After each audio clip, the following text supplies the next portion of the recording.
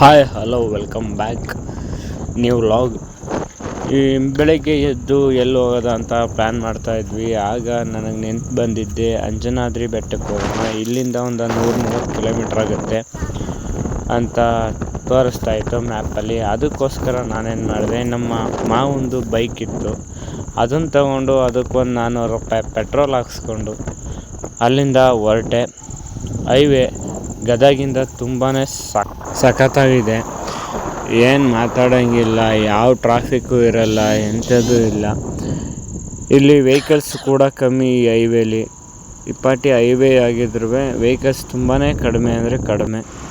ನೀವು ನೋಡ್ತಾ ಇರ್ಬೋದು, ಎಲ್ಲಿ ನೋಡಿದ್ರೂ ಬಿಸಿಲು, ಭಯಂಕರ ಬಿಸಿಲು.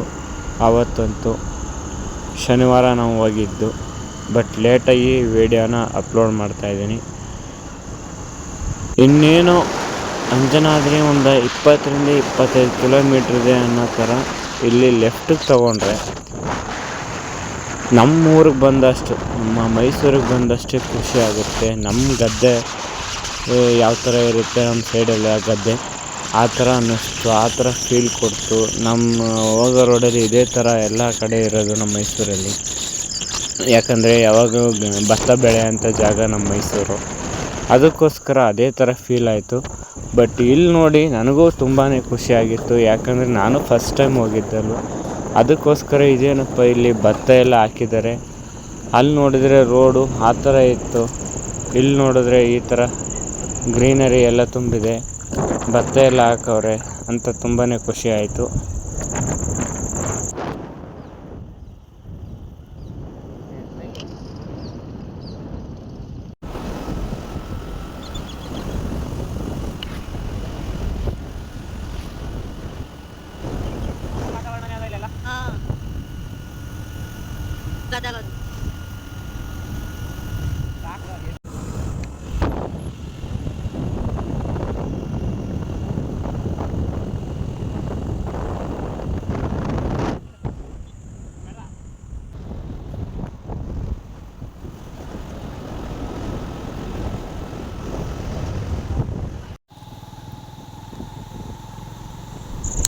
ಮತ್ತು ಅಂಜನಾದ್ರಿ ಇಲ್ಲೊಂದು 5-6 ಕಿಲೋಮೀಟ್ರ್ ಇದೆ ಅನ್ನೋ ಟೈಮಲ್ಲಿ ಆ ಕಡೆ ಈ ಕಡೆ ತುಂಬಾ ಬೆಟ್ಟಗಳು ಮತ್ತು ತುಂಬ ಕಾಡು ಥರ ಸಿಗುತ್ತೆ.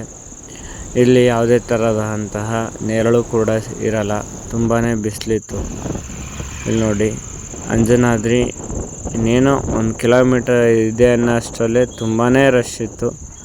ಯಾಕಂದರೆ ಅವತ್ತು ಶನಿವಾರ ಆಗಿರೋದ್ರಿಂದ ಟೂರಿಸ್ಟ್ಗಳು ಮತ್ತು ಅಕ್ಕಪಕ್ಕ ಇರೋಂಥ ವಿಲೇಜಸ್ ಅವರು ಎಲ್ಲ ಬಂದಿದ್ದರು, ಅದಕ್ಕೋಸ್ಕರ ತುಂಬಾ ರಶ್ ಇತ್ತು. ಅದಲ್ಲದೆ ರಂಜಾನ್ ಕೂಡ ಇತ್ತಲ್ಲ, ಅದಕ್ಕೋಸ್ಕರ ರಜೆ ಇರೋ ಕಾರಣದಿಂದ ಎಲ್ಲರೂ ಬಂದಿದ್ದರು. ಇದು ಎಂಟ್ರೆನ್ಸು ಅಂಜನಾದ್ರಿಗೆ. ಇಲ್ಲಿಂದ ವಾಕಬಲ್ ಡಿಸ್ಟೆನ್ಸಲ್ಲಿ ಚಪ್ಪಲಿ ಸ್ಟ್ಯಾಂಡ್ ಕೂಡ ಇದೆ, ಅಲ್ಲಿ ಇಲ್ಲಿ ಬಿಡೋಕ್ಕಿಂತ ಚಪ್ಪಲಿ ಸ್ಟ್ಯಾಂಡಲ್ಲೇ ಬಿಡ್ಬೋದು. ಇದು ಮೇಯ್ನು ಎಂಟ್ರೆನ್ಸು. ಇಲ್ಲಿಂದ ಕಾಲ್ನಡಿಗೆಯಲ್ಲೇ ಹೋಗಬೇಕು, ಮೆಟ್ಲುಗಳಿದೆ. ತುಂಬ ಅಂದರೆ ತುಂಬ ಬಿಸಿಲಿತ್ತು. ಇಲ್ಲಿ ಸ್ಟ್ಯಾಚು ನಿಲ್ಲಿಸಿದ್ದಾರೆ, ಅಲ್ಲಿ ಚಿಕ್ಕದಾಗಿ ಹನುಮಂತಪ್ಪಂದು ಒಂದು ವಿಗ್ರಹ ಇದೆ, ಹಾಗೆ ರಾಮಂದು ಒಂದು ದೊಡ್ಡ ವಿಗ್ರಹ ಕೂಡ ಇದೆ. ಇದನ್ನು ನೋಡ್ಕೊಂಡು ಇಲ್ಲಿಂದ ಮೆಟ್ಲತ್ತಕ್ಕೆ ಸ್ಟಾರ್ಟ್ ಮಾಡಿದ್ರೆ ಸುಮಾರು 500-600 ಮೆಟ್ಲಿದೆ. ಒಂದು 30% ಇಲ್ಲಿಂದ ಶೆಡ್ ಹಾಕಿದ್ದಾರೆ. ಶೆಡ್ಡು ಅಂದರೆ ಆ ಕಡೆ ಈ ಕಡೆ ತಗಡು ಹಾಕಿದ್ದಾರೆ, ಅದರಿಂದ ಬಿಸಿಲೇನೂ ಇರಲ್ಲ, ಆರಾಮಾಗಿ ಹತ್ಕೊಂಡು ಹೋಗ್ಬೋದು.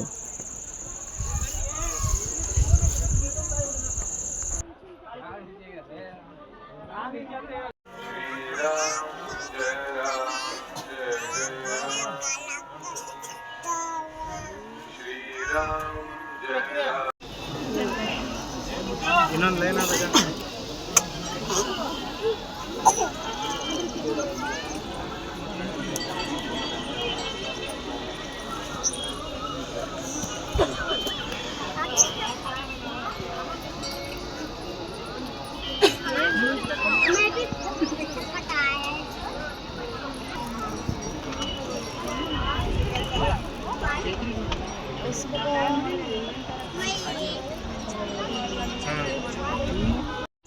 ಇನ್ನು ಇಲ್ಲಿಂದ ಸ್ಟಾರ್ಟ್ ಆದರೆ ಇಲ್ಲಿಂದ ಬರೀ ಬಿಸಿಲೇ, ಯಾವುದೇ ಥರ ನೆರಳು ಕೂಡ ಇರಲ್ಲ. ಇಲ್ಲಿ ನೋಡ್ತಾ ಇರ್ಬೋದು, ಮೇಲಿಂದ ನಿಂತ್ಕೊಂಡು ನೋಡಿದ್ರೆ ತುಂಗಭದ್ರಾ ನದಿ ಹಾಗೆ ಹಂಪಿ ಕೂಡ ಕಾಣಿಸುತ್ತೆ.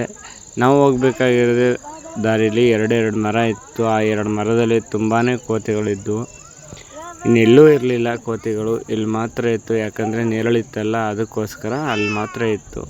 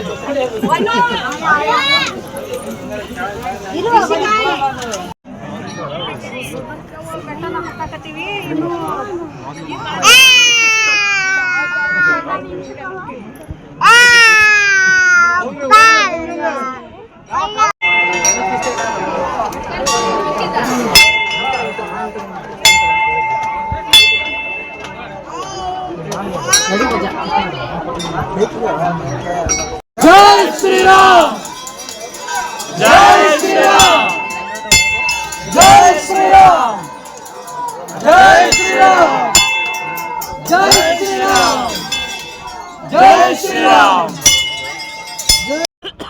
ಇಲ್ಲೆಲ್ಲ ದರ್ಶನ ಮುಗೀತು. ದರ್ಶನ ಮುಗಿಸ್ಕೊಂಡು ಬಂದು ಹೊರಗಡೆ ಒಂದು ಸ್ವಲ್ಪ ಹೊತ್ತು ಕೂತಿದ್ದು ಹೋಗೋಣ ಅಂತಂದು ಒಂದು ಸ್ವಲ್ಪ ನೆರಳಲ್ಲಿ ಕೂತಿದ್ವಿ. ಹಾಗೆ ಒಂದೆರಡು ಫೋಟೋ ತಗೊಂಡು ಕೆಳಗಡೆ ಹೋಗೋಣ, ತುಂಬಾ ಬಿಸಿಲಿದೆ, ಜಾಸ್ತಿ ಹೊತ್ತು ಇರೋಕ್ಕಾಗಲ್ಲ ಅಂತ ಹೇಳಿ ಇಲ್ಲಿಂದ ಒಂದು ಸ್ವಲ್ಪ ವಿಶ್ರಾಂತಿ ತಗೊಳ್ಳೋಕ್ಕೆ ಒಂದು ರೂಮ್ ಇದೆ, ಅದ್ರ ಒಳಗಡೆ ಕೂಡ ಹೋದ್ವಿ. ಅಲ್ಲೊಂದು ಸ್ವಲ್ಪ ಹೊತ್ತು ಕೂತಿದ್ದು ನೆಕ್ಸ್ಟು ಅಲ್ಲಿಂದ ಕೆಳಗಡೆ ಹೋಗೋಂಥ ದಾರಿಗೆ ಬಂದ್ವಿ. ಇಲ್ಲಂತೂ ಭಯಂಕರ ಬಿಸಿಲು, ಕಾಲೇ ಮಡಗೋಕ್ಕಾಗ್ತಿರ್ಲಿಲ್ಲ. ಯಾಕಂದರೆ ಜನಗಳು ಕೂಡ ತುಂಬಾ ಕಡಿಮೆ ಓಡಾಡ್ತಿದ್ರಲ್ಲ, ಅದಕ್ಕೋಸ್ಕರ ಫುಲ್ಲು ಕಾಲು ಸುಡ್ತಾಯಿತ್ತು. ಇಳಿಯೋಕ್ಕಂತೂ ತುಂಬಾ ಕಷ್ಟ ಆಗ್ಬಿಟ್ಟಿತ್ತು. ಓಡೋಡಿ ಬಂದಿದ್ದೀವಿ, ಅಷ್ಟು ಬಿಸಿಲಿತ್ತು, ಭಯಂಕರ ಬಿಸಿಲು. ಈ ವಿಡಿಯೋ ಏನಾದರೂ ನಿಮಗೆ ಇಷ್ಟ ಆಗಿದರೆ ಲೈಕ್ ಮಾಡಿ, ಶೇರ್ ಮಾಡಿ, ಕಮೆಂಟ್ ಮಾಡಿ, ಸಬ್ಸ್ಕ್ರೈಬ್ ಮಾಡಿ.